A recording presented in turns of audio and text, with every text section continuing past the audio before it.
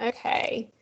So the purpose of our meeting today is to help you understand the new program delivery models for this year. We've had some changes, and we want you to know about them so that you're ready, for the school year. We have some new things, and we just really want to answer your questions and also maybe brainstorm together if you feel like there's ways that we can help you that we've not considered or thought about. So this will be a time for some conversation, and we'll open that up, at the end. So the agenda, here you can see it here, and we'll introduce ourselves to each other, an overview of our delivery models, what's changed, what has stayed the same, and then some Q&A. So my name is Bette Bronson. I'm the new VP of Education for the state. Most of you know JA of the Upstate and JA of Greater South Carolina consolidated this summer. And so we now have a program team, which is really wonderful. So two of my colleagues are on the call who are part of my team, Mallory Sorrows and Matt Morrison. So I briefly want them just to say hello and introduce themselves. Mallory, I'll let you go first. Thank you, Bette. I'm Mallory. I know I've spoken to a couple of you that are on the call, either by email or by phone. So I'm super excited to be a program manager with Junior Achievement. I have spent one previous year with Junior Achievement of Upstate South Carolina, so I'm excited about all of the new things that this merger is bringing and the greater impact that we're going to be making across the state. And hi, everyone. I'm Matt Morrison. I am in the Columbia metro area and surrounding areas with program management. I have been a banker previously, and then I have also worked with Department of Juvenile Justice as a volunteer coordinator, and have been with JA for a little bit over a year now. So this is a very interesting time for JA, but I'm excited to help everyone navigate these unusual times to help deliver these great programs to our students. Yeah, thanks, Matt. And I've been with JA for about 4 years myself. So again, my name is Bette. I think I just let Ryan into the call. Ryan, welcome. We are now just briefly, I want you to please just introduce yourselves. If you'll tell us your name, your school, and then also where you are, because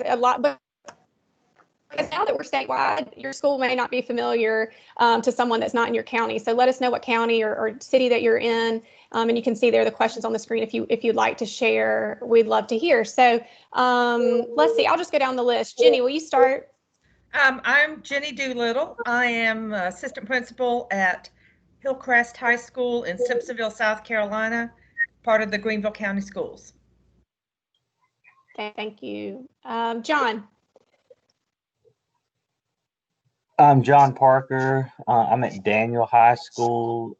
So basically I'm doing 9th through 12th grade, and it's in central South Carolina near Clemson.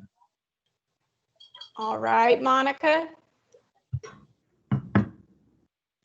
Good morning, everyone. I am Monica Brisbane, and I'm at Carolina Forest High School as a teacher of business education. I have personal finance, entrepreneurship, and sports and entertainment marketing. So I teach all grade levels at the high school, 9th through 12th grade. The thing that I like about Junior Achievement is them bringing their real world experiences and being able to connect with students so they can actually connect their experiences with learning. Thank you. Ryan. Good morning, everybody. My name is Ryan Cook. I am the principal for 7th through 12th grade at Charleston Collegiate in Charleston. I've been here for a year. It's a wonderful, wonderful place to work. Thank you. Tammy. I'm Tammy Harrison, and I'm in Greenville, South Carolina. I'm the Junior Achievement Program Chair for the Upstate. Thank you. Tricia? I'm Tricia Gaskill. I'm at Coastal Montessori Charter School in Pawleys Island. I serve as a curriculum coordinator for grades this year, 4 through 8. And I'm in the classroom as well with 4th through 6th grade multi-class. And my favorite part about junior achievements, since I only got to see the group last year, is the passion that the presenters brought with real world experiences. Yeah, thank you. I know you had some great bankers down there in Pawleys Island that have been committed to your school. So we also have on the call Casey Pash and Susan Spencer, who are part of our team as a whole for JA of Greater South Carolina. So we're glad to have them listening in. Did I miss any other educators? All right, I don't think I did. All right, so let's get moving. I want to share with y'all, this is kind of just a snippet, a one shot of the delivery models that you're going to see for moving into this school year. And I'm going to talk about each of those for individually here in just a second. But obviously, we're not going to be sending, unfortunately, volunteers into your classroom face-to-face anytime soon. And so we have pivoted to make sure we can do that virtually. And so we are. You can see there also we'll have a combination of teacher and volunteers working together, fully teacher-led option, and then also a self-guided option for those that have students who are remote and learning from home as well. So the virtual volunteer, let's look at this first delivery model. So this, let's consider, your teacher and where you are. So in hopes that you will be physically in the classroom with your students at some time this fall, there's going to definitely be a partnership, maybe a tighter partnership between you and the volunteer that's assigned to your classroom, because there's going to be quite a bit of communication that needs to happen. Several of you, I know Monica and John, hosted virtual volunteers this spring when things kind of fell apart and had a wonderful experience. And I was really appreciative to you guys who were willing to host a virtual volunteer and kind of work through this new scenario for ourselves. So, but if you are, in your classroom, we will be getting the kit of material, the physical kit of material that typically a volunteer brings with them when they come. We will be delivering that to you, the educator, because you will be helping to facilitate and use that curriculum. Since a volunteer won't physically be in your classroom, they will be beaming in, and for all 5 to 8 lessons, depending on, and I know this morning we've got elementary, middle, and high school educators present. And so depending on the curriculum that you're using, determines the number of lessons that you have. In our elementary school programs, there are 5 lessons. Middle school, typically there's 6, and when we get into high school, there's 7 to 8 lessons. And so when, we were asking our educators to let us know, like, which method would you like? Do you think your teachers would like to host, or would you like to host a volunteer weekly virtually who's going to lead, like they typically would when they walk in your classroom, all of your lessons? And so we really want to push and hope that we'll have volunteers and educators that are willing to do that. But like I said, the teacher is going to be managing the kit material and having to actually be hands-on doing the activities with the students. You can see there the JA in a day or traditional program. That schedule will be worked out between the teacher and the volunteer. And obviously a JA in a day right now is just not feasible. I mean, I don't think there's anybody that wants to sit in front of a screen or watch a Zoom for 3+ hours, right? And I don't think we can hold anyone's attention for that long. And so most of our JA in a days are going to look more like our traditional format, where the volunteer will visit multiple times, maybe not just one time for 3 to 4 hours, especially when we're doing JA in a days in middle and high school. It's just too much to try to manage that amount of time, screen time, and keep the students' attention. So the teacher's role, you can see there, obviously, is to facilitate and help. You're going to be there live in the classroom. The volunteer will be beaming in. We will be using the school's video conferencing platform. And so we know that's going to look different probably for everybody. I know in our district, we use WebEx, some use Google Hangout, Zoom. We're using MS Teams today. So there will be, a variety of different platforms that are going to be used, but we're going to ask that the teacher will be hosting, obviously, this meeting. And so they will share with the volunteer the link for joining the class. And so that's how we're going to use that. There's going to be, a good bit of communication that's going to happen in order for all of this to take place and take place well. So now when we talk about a teacher-led, and this is something new with JA, that teachers are being allowed to use the curriculum and lead and walk through the lessons. Or if you've ever picked up a junior achievement guidebook, volunteer guidebook, you can see that they're beautifully written lesson plans, right? And educators love it. It's done for them. All the activities and everything they need is right there. And so we're hopeful that with us kind of flipping this around and saying, okay, teachers, we want to give you the lesson plans, the activities, everything you need to lead your JA curriculum for this year. But we also want to be able to still provide that volunteer component. I mean, that's a very, very critical and important part of junior achievement, is that we want to expose students to business leaders in their community. And so our hope is to continue to do that. So teachers will lead the full JA program. They'll receive the kit. Like I said, or more than likely, the kit's going to be drop shipped to your school unless you're within a close proximity to one of our program managers.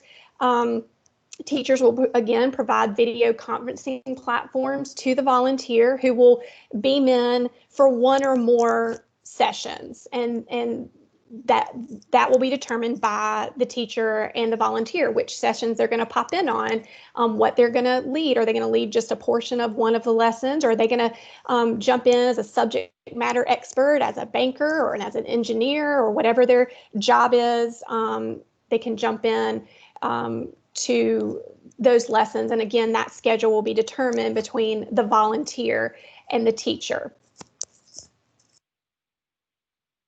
Next, we have fully just recorded content. So back in the spring, some of you may have used the recorded content that JA USA put together and provided to our educators. We tried to blast that out and share that with everyone, because we knew we were really we knew we were not going to be able to finish a lot of programs that we had started for spring. And we still had tons of things in April and May that just were not able to happen the way we wanted to see them happen. But we were able to push out some recorded content, which we're going to be able to use again for this school year. And so we'll be providing that recorded content, whether the teacher is in the classroom face-to-face with her students, or if you're teaching remotely to a group of students just like this, where you're looking at them on the screen, you will, be able to share your screen, use the recordings that way, or actually show them, in the classroom using the kit material to lead. Obviously, if your students are at home,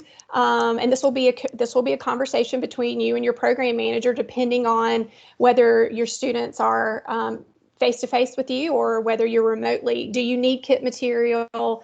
And so we'll be working with you to determine exactly what your needs are. You'll obviously choose your own schedule. You'll play the videos.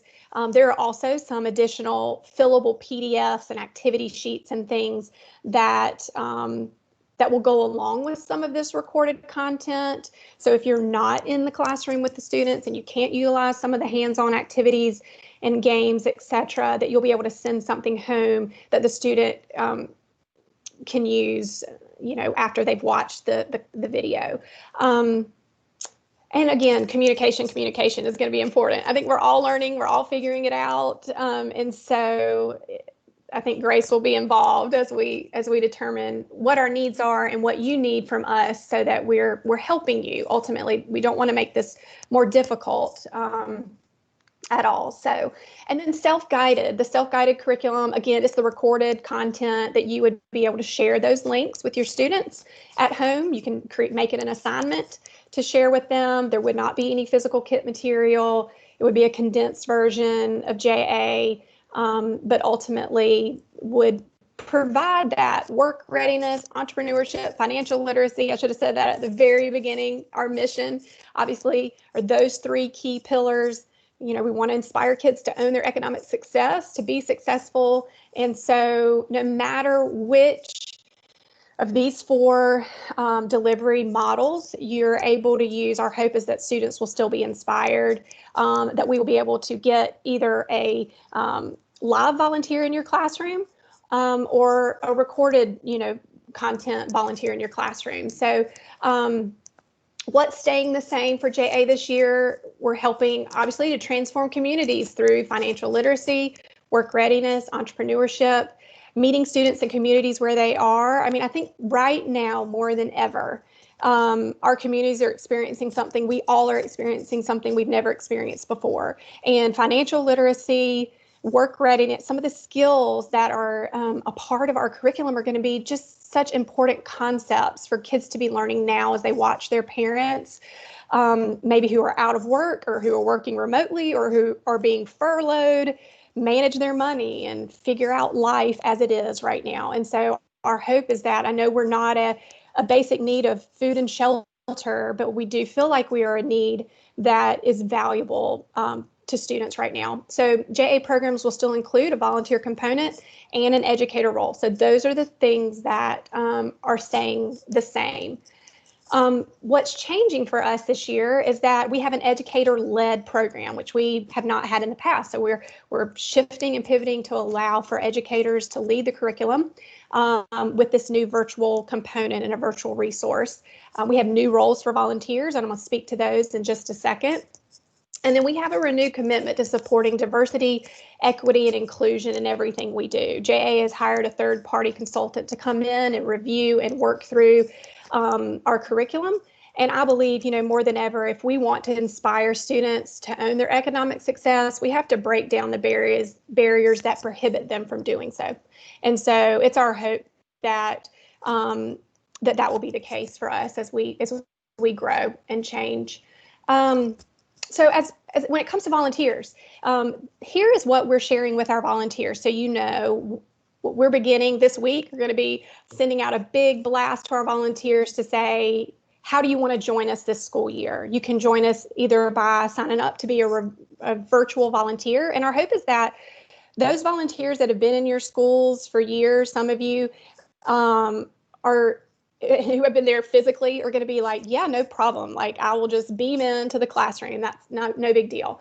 Or that they're willing to record some content for us as a subject matter expert, or just to lead a portion of a lesson that we can share. So you can see there on the virtual live, we're letting them know they'll either be leading a full lesson, or they'll just be doing an activity or serving, as a subject matter expert to share their profession and what they do. So I should also say a couple of programs that I think we'll probably see great success in are our career speaker series, which is just a volunteer talking about their career. That's a 1-hour visit. Typically, it would have been a 1-hour visit. And then also our launch lesson, which is an entrepreneur based curriculum. It's actually just a 1-pager for the volunteer who comes in again and shares about their entrepreneurship journey. So we'll be sharing those, and that's a part when you request your curriculum, you can talk to your program manager about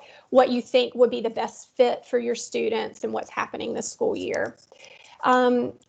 And as we begin to prepare our volunteers, we'll be training them. So typically, new volunteers train before they join your classroom. It's mandatory that they train. Obviously, we're shifting and there's lots of new things. And so we're going to be asking even seasoned volunteers to pop into our training. We'll be training volunteers weekly all fall.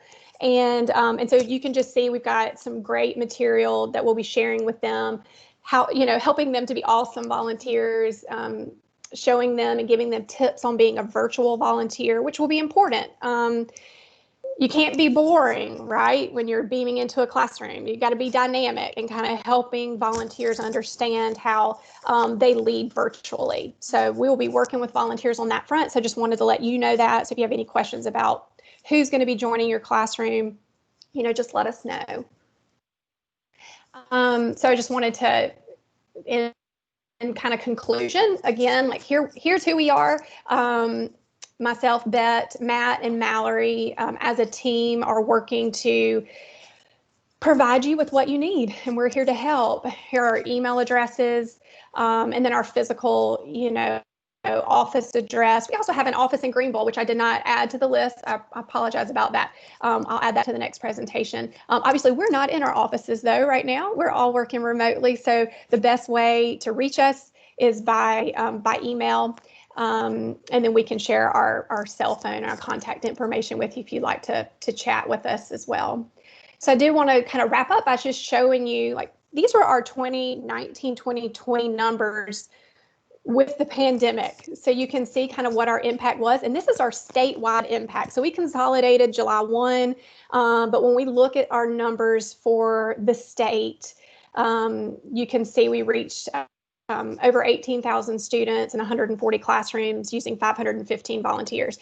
I would say without that pandemic, we would have reached probably 25,000 students. Those numbers would have looked very different. There was a lot of programming that did not happen in the spring, and some of you were affected by that. And we appreciate you hanging in there with us as we navigated these waters together. But our hope is that we're going to grow. I mean, our goal is every year is to grow. JA does not cost you as an educator. We're a nonprofit, and our goal is to find the funding to support your classrooms. And so that is our goal as always, and that's what we'll be doing. So thank you for jumping in here this morning just to kind of hear what we're doing. I'm going to open